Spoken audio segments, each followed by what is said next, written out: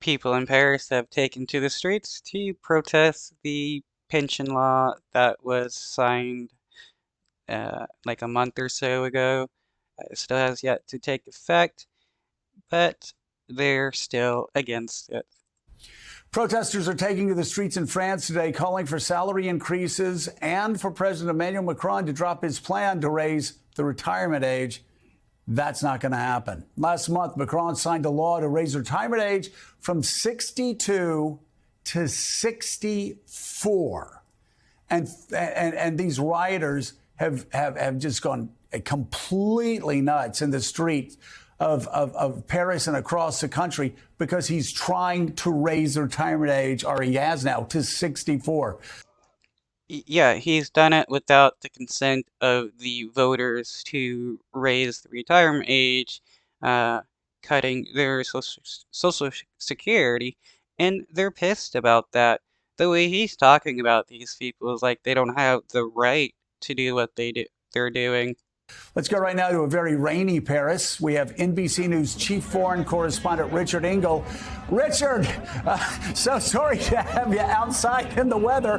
What's the very latest from Paris? Thanks a lot. So just a few minutes ago, it didn't look anything like this. There were many, many more people here, but we just heard some thunder, some lightning, and some clouds rolled in. So the demonstrators, if you look around, are all huddled under trees, under some of the concession stands. I'll just get a little bit wet here. What is happening is 1 million people across this country, in Paris and in other cities nationwide, are taking to the streets today because of the retirement age. The retirement age 2 weeks ago changed. It used to be 62. President Macron forced it through in a controversial move that was approved by France's equivalent of the Supreme Court to 64. By way of contrast, it's 67 in the United States, so 64 is still one of the lowest all across Europe, and it's not. Well, it's not a matter of like how low it is.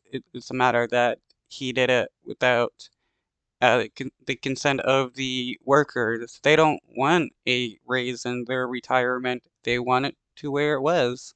Implemented yet, and that is what the demonstrators are trying to do. Stay dry right now and prevent this law from being implemented. There's talk about it being implemented in the fall. It's expected that on July 14th, Macron is going to announce a date when it will be implemented. So what the protesters are trying to do to stop the implementation is cause chaos in the streets, disrupt life in this country, and they do have quite a few ways of doing that. The unions are behind them. So the unions, particularly the power union that controls electricity here, is talking about cutting off electricity to the Cannes Film Festival in 2 weeks, cutting off electricity to the French Open in about a month's time, and also cutting access to construction sites for the remaining Olympic venues that still need to be finished before the 2024 Olympic Games. Ooh, good move there. Cut off power to major projects that will bring in money to Paris and cause and hit them in their pockets, or at least hit the French government in their pocket. That's great. What they need to do is shut off power to Macron and various other people in the government and let them worry about what they're going to do without power. So quite a few things they can do. Also, air traffic controllers are on strike, so a lot of flights have been disrupted here. Maybe it's letting up a little bit. We'll see. Richard, kind of zoom out and kind of go to Tocqueville for us on this, because I'm sure a lot of Americans are listening to this and thinking, you know, what's the beef going from 62 to 64? 64 still sounds like an incredibly young age to retire. But what does it say about the French?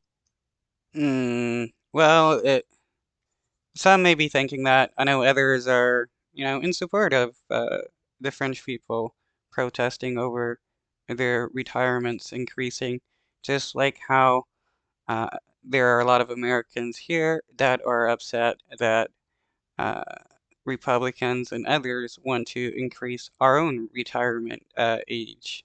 sense of identity and their relationship with work compared to Americans' relationship with work, perhaps, that they are prepared to try and bring the country to a standstill over 2 years' worth of retirement?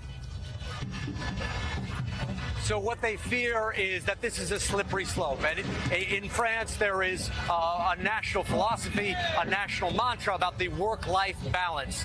And they fear that that work-life balance is at risk, that if they give in now, that soon they'll all be working until their end of days. They'll become machines to a system, and they want to prevent that. And they think that there's enough wealth in this country, enough wealthy companies, enough wealthy individuals that they should pay so that that the burden isn't passed on to working people in this country. But that work-life balance and its almost sacred position in French society is what people here are concerned about losing.